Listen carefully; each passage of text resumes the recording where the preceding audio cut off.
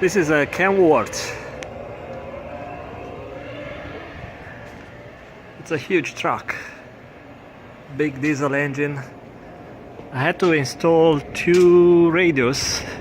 One is a CB, which had two antenna, and one is a VHF. So that's the VHF antenna. The VHF antenna has a mirror mount type of bracket. This is a wideband coil, and this is the CB. And as you can see here, I had to chop the connector that comes with the kit because I was not able to fish that cable through any kind of hose in the truck from inside the cabin to outside. So what I had to do, cut the connectors, the two connectors that goes to two antennas, and run the cable through two grommets. So I installed two grommets, rubber grommets. I had to drill some holes into the fiberglass, and inside is a grommet. There is another grommet, and this is a cap. I filled it with silicone. The water won't get in ever. Then I got the cable inside the cabin. Now, before you run the cable, fish that cable and drill the holes, you have to take apart some of the panels here. So this is a final job. It's all assembled, but I'll show you some tricks. So first, you take out this brown trim. We'll expose two screws in here and two screws on the other side, and you take this lamp out by removing this plastic cover. Then once you have this plastic cover out, this side of the lamp is going to get loose. Then push this lamp this way, remove a screw that's underneath right here, remove this coat hanger. So you remove the cover, coat hanger,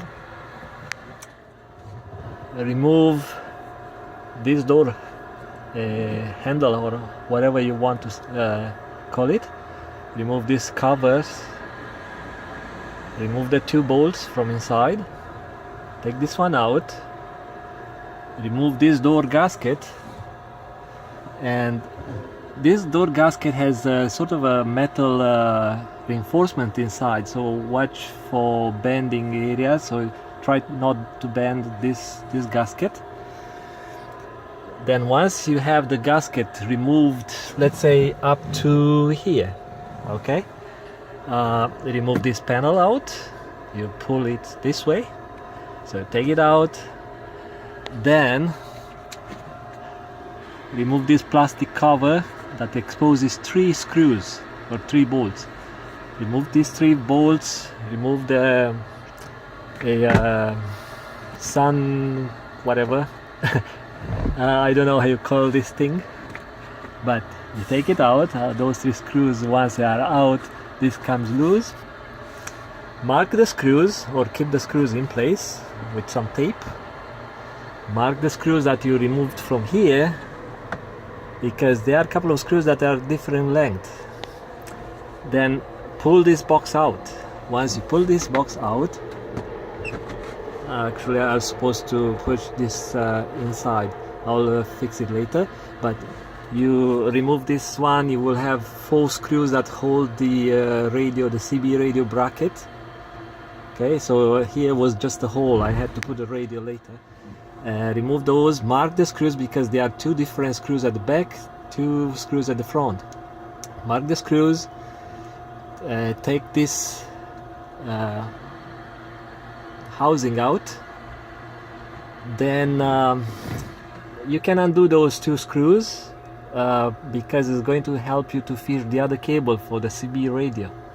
Okay, then you can just lower this part if you want to do that way, or if you want to remove the whole thing out, it's up to you, but probably just lower it will help you to fish the cable.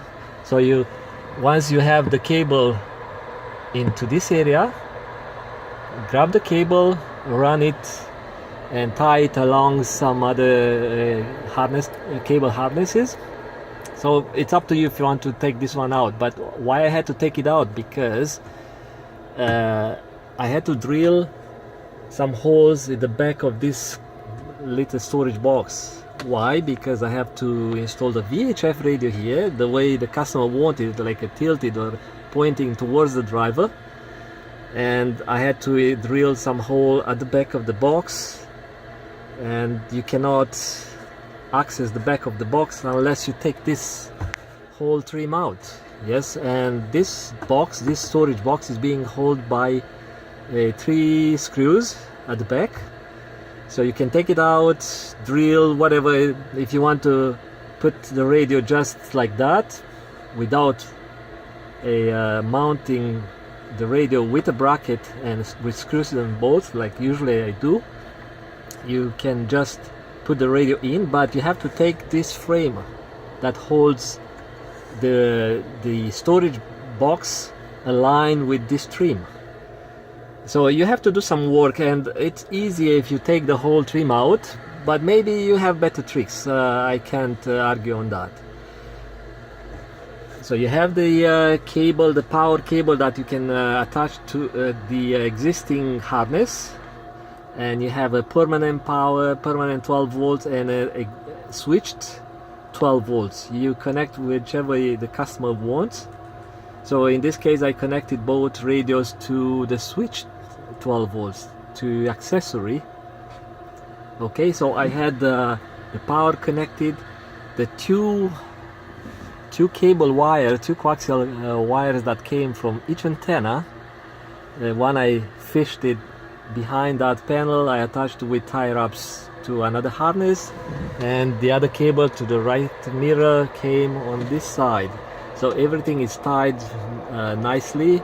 You won't see cables crossing each other, tangling cables, and those are kind of tricks how to take things apart without pulling stuff and not knowing what's behind, or breaking pieces of plastic trims. Again, you need to mark the screws.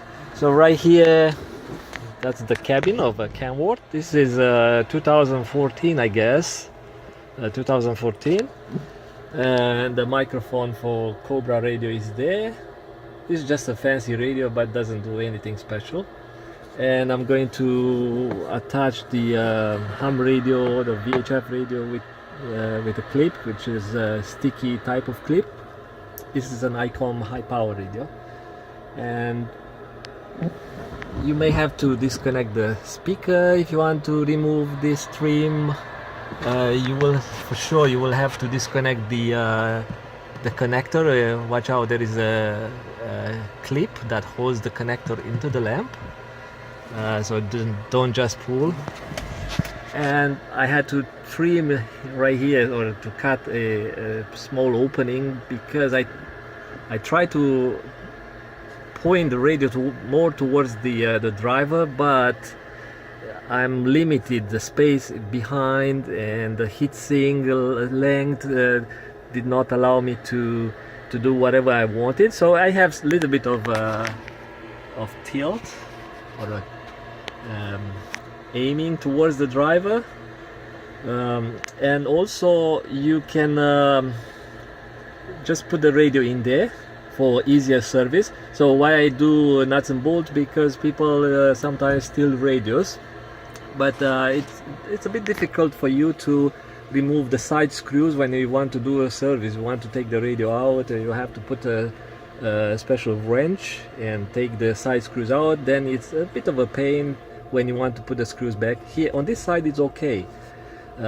If you put the radio perpendicular to this area, yes, that's much easier. So nuts and bolts on the bracket inside this box keeps the radio secure. But if you want to do an easy service, or make your job easier, you just put the radio in. It's going to get stuck in there, so it won't come out. So when I try, it's very solid, and also this frame, which is being attached at the back with some sort of a claws and clamps, prevents the radio to be taken out too easy. Okay, but if you really want to, you can do it. You can take it out. Thank you. So it looks good, and I hope this one helps you to do a faster install than I did it by myself.